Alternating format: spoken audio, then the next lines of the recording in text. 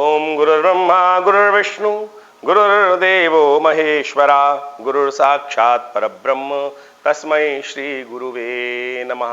अखंड मंडलाकारं व्याप्तं येन चराचरं तत्पदं दर्शितं येन तस्मै श्री गुरुवे नमः। नमस्कार, स्वागत है आपका आचार्यवाणी में। मैं आचार्य डॉक्टर विक्रमादित्य आपके साथ हूँ और आज हम आपसे वार्तालाप करने जा रहे हैं तुला राशि वालों के लिए कैसा रहेगा सूर्य राहु की युति, गुरु चांडाल योग जो आपकी राशि में बनने जा रहा है। आपकी राशि के अनुसार से क्या कुछ प्रभाव उत्पन्न करेगा आपके लिए।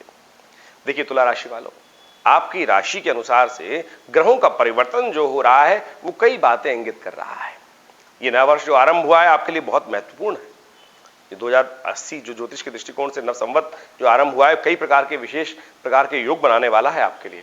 ऐसे में कुछ सावधानी जो है वो आपके लिए। देखिए योगा योग कुछ अच्छे होते हैं, कुछ खराब। हमेशा जीवन ऐसे ही चलता है, कुछ अच्छा कुछ खराब। और जब समय खराब हो तो उसके अनुसार से आप जब अच्छे समय का तो सदुपयोग आप कर ही सकते हैं, और यदि ज्ञान के अनुसार से उस समय का हमें पता चल जाए कि अच्छा है या खराब है तो उसका उपयोग अच्छे का और ज्यादा हो सकता है और खराब को अच्छे करने के लिए हम प्रयोग कर सकते हैं। ज्योतिष विज्ञान का यही लाभ है और इसी चमत्कारिक लाभ के अनुसार से पूरे विश्व में इसका एक इंपॉर्टेंट बहुत महत्वपूर्ण स्थान ज्योतिष विज्ञान को प्राप्त है। कई प्रकार के ज्योतिष चलते हैं, कई प्रकार के ज्योतिष की धाराएं जो हैं वो विश्व में विख्यात हैं। और हम यहां आज जो आपके समक्ष बात कर रहे हैं वो तुला राशि वालों के लिए गोचर के प्रभाव के अनुसार से। अब राशि भी कई प्रकार की होती है साहब, चंद्र राशि, सूर्य राशि, लग्न राशि, नाम की राशि, और ये सबका सब प्रभाव राशि के अनुसार से, गोचर के अनुसार से समझने की आवश्यकता है। क्योंकि एक प्रभाव नाम की राशि का भी होगा। आमतौर पे पूर्व काल में अपने नाम के अनुसार ही राशि का लोग रखते थे तो उसका प्रभाव, लेकिन आज क्या होता है नाम कुछ और है और साथ नाम के साथ उपनाम भी लोग यूज कर लेते हैं, उसकी भी एक राशि बन जाती है। तो क्या होता है कि उन सब राशियों का मिश्रित प्रभाव आपके जीवन में उत्पन्न होता रहता है, तो आप उन सब के अनुसार से आप समझ सकते हैं। तो आज हम बताने जा रहे हैं तुला राशि वालों के लिए ये जो राहु का विशेष तौर पर योग बनने वाला है सूर्य के साथ और बृहस्पति के साथ, वो क्या कुछ प्रभाव उत्पन्न करेगा। इसी विशेष महीने में कई प्रकार के योग बनने वाले हैं। जी हाँ, 14 अप्रैल को सूर्य परिवर्तन की तरफ जाएंगे और आपके सप्तम भाव में पदार्पण करेंगे। सप्तम भाव बड़ा इंपॉर्टेंट भाव, विशेष तौर पर जीवन साथी का भाव प्रभाव माना जाता है, बिजनेस का भाव माना जाता है, युद्ध का भाव माना जाता है, व्यवसाय का भाव माना जाता है और कई प्रकार से कई चीजों के साथ इसका वर्णन शास्त्र के अनुसार से किया जाता है।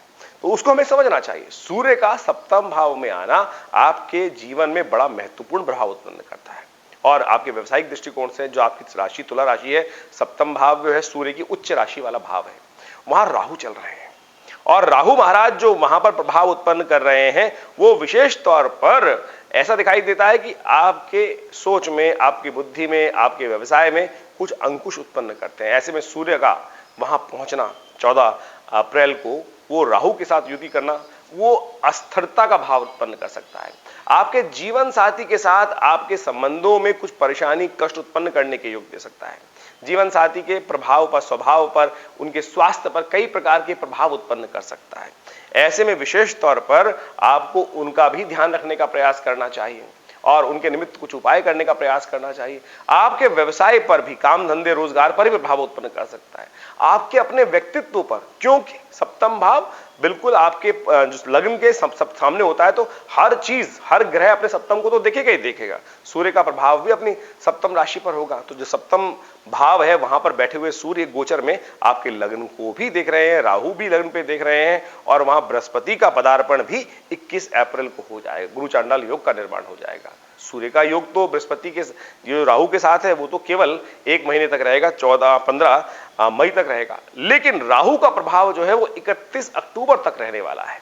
ये बहुत लंबा काल है और ऐसे में कई प्रकार के प्रभाव उत्पन्न करेगा। ऐसे में हमको समझ लेना चाहिए कि राहु का वहां पर होना, स्थिर होना और 2 बड़े इंपॉर्टेंट ग्रह, और वैसे देखा आप माने कि सूर्य और बृहस्पति का दोनों का वहां पर आना इसी गोचर में कई प्रकार के प्रभाव उत्पन्न कर सकता है। बृहस्पति बड़े शुभ माने जाते हैं और जब वो सप्तम में आते हैं तो क्या करते हैं कि आपके प्रभाव को बढ़ाते हैं, आपके लाभ को बढ़ाते हैं, आपके व्यवसाय को बढ़ाते हैं, आपके लोगों के साथ संबंध को बढ़ाते हैं, आपके पराक्रम को बढ़ाते हैं। जब वो राहु के साथ युति हो जाएंगे तो उनका शुभ प्रभाव कम हो जाएगा और इन सब में बड़े मुश्किल से करीब 12 साल बाद आपके इतने इंपॉर्टेंट भाव में उत्पन्न आ रहे हैं बृहस्पति महाराज। और वहां पर जिस प्रकार से राहु पहले से ग्रसित हैं, गुरु चांडाल योग का निर्माण होना ये किसी प्रकार भी ठीक नहीं है। गुरु चांडाल योग का मतलब छाया ग्रह राहु जो है वो विशेष तौर पर बृहस्पति के साथ आ जाना और सूर्य के साथ वहां रहना ग्रहणकारी योग बन जाता है। ये जिस प्रकार से बना हुआ है, नैसर्गिक दृष्टिकोण से राहु सबसे ज्यादा शक्ति संपन्न माने जाते हैं। सूर्य जैसे ग्रह जो बाकी सब ग्रहों को अस्त कर देते हैं, उनको भी वो ग्रहण लगा देते हैं। तो ऐसे में आपको विशेष तौर पर राहु का उपाय करने की जरूरत है, कुछ और विशेष तौर पर उपाय करने की जरूरत है, जिसके दृष्टिकोण से आपको अन्यथा कष्ट होने के योग बन सकते हैं। हाँ, स्वास्थ्य पर भी विशेष तौर पर तुला राशि वालों को विशेष तौर पर ध्यान रखना चाहिए। ऐसे में ये ग्रहों का प्रभाव जो है वो आपको विशेष तौर पर यूरिन संबंधित बीमारियां, कई प्रकार की बीमारियों को, यूरिन संबंधित बीमारियों में कष्ट देने के योग बना सकता है। पर विशेष तौर पर आप ये समझें कि आपके लिए पारिवारिक दृष्टिकोण से भी कष्ट के योग बना सकता है। तो इसके प्रभाव को शून्य करने के लिए क्या कुछ किया जाए, उसके लिए खास तौर पर कुछ उपाय आप समझ सकते हैं और उसके अनुसार से आप उनको उपाय करने का प्रयास कीजिएगा। देखिए परिवर्तन के योग बनेंगे। ऐसे में शनि को भी आपको विशेष तौर पर सावधानी के साथ उपयोग करना है, क्योंकि शनि की दृष्टि भी जो पंचम भाव से आपके विशेष तौर पर सप्तम भाव पर पड़ रही है, इन समस्त ग्रहों पर पड़ रही है और ये भी एक बड़ा महत्वपूर्ण विषय है और इन सब चीजों को समझते हुए आपको काम करने का प्रयास करना चाहिए। एक उपाय हमने बड़ा अनुभव किया है, ऐसे में वो बड़ा चमत्कारिक लाभ दे सकता है, कष्टों को दूर करने के योग बना सकता है। पूजा वाले नारियल, आप कोशिश ये करें, जैसे संक्रांति के दिन ये योग बन रहा है, उस दिन 4 पूजा वाले नारियल एक काले कपड़े में लपेट कर रात को रख लीजिएगा अपने घर में और सुबह उसको चलते पानी में प्रवाहित करने का प्रयास कीजिए। ये उपाय विशेष तौर पर आपके कष्टों को दूर करने के योग बनाएगा। हम कहेंगे कम से कम हफ्ते में एक बार इन उपायों को अवश्य करने का प्रयास करें। हफ्ते के हफ्ते एक बार यदि 4 पूजा वाले नारियल, क्या खर्च होगा आपका, और उनको लाकर आपने सिरहाने रख लीजिए और सुबह उठकर किसी चलते पानी में उनको प्रवाहित कर दीजिए, एक काले कपड़े में लपेट कर ऐसे रख लीजिए और देखिए उससे बहुत महत्वपूर्ण आपके कष्टों को दूर करने में एक बहुत ही सहायक उपाय सिद्ध होने वाला है और इसके द्वारा आपके जीवन के कष्टों को दूर करने में आपको लाभ प्राप्त होगा। देखिए एक छोटा सा उपाय आप समझे, हमने आपको ये प्रभाव समझाने का प्रयास किया कि कहां कहां इन ग्रहों का प्रभाव रहेगा।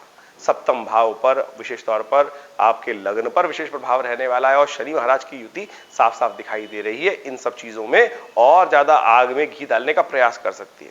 तो ऐसे में शनि का उपाय आपके लिए बड़ा श्रेष्ठ है। शनि के उपाय को आप करने का प्रयास करें, शनि के मंत्र का जप करें, ओम प्रांग प्रींग प्रोंग से शनिश्चराय नमः। हो सके तो कभी कभी तेल का दान कर दीजिए। किसी भी मंदिर में जाकर या किसी देवस्थल में जाकर एक छोटे से छाया पात्र में तेल ले लीजिए, सरसों का तेल या तिल का तेल, और उसमें अपनी छाया देखकर किसी गरीब व्यक्ति को शनिवार के दिन विशेष तौर पर शाम के समय सूर्यास्त के बाद इस तेल का दान कर देंगे तो हमें दिखाई देता है कि बहुत अच्छे से इन कष्टों को दूर करने में आपको सहायता प्राप्त हो सकती है। जिस प्रकार का प्रभाव है वो हमने आपको समझाने का प्रयास किया और तुला राशि वालों को समझते हुए इनका प्रयोग, छोटे छोटे प्रयोग अवश्य करने का प्रयास करना चाहिए। इसके अलावा भी आपके जीवन में ग्रहों का योगायोग क्या चल रहा है, क्या कुछ प्रभाव उत्पन्न कर रहा है, उसके लिए आप हमसे फोन नंबर पर संपर्क कर सकते हैं।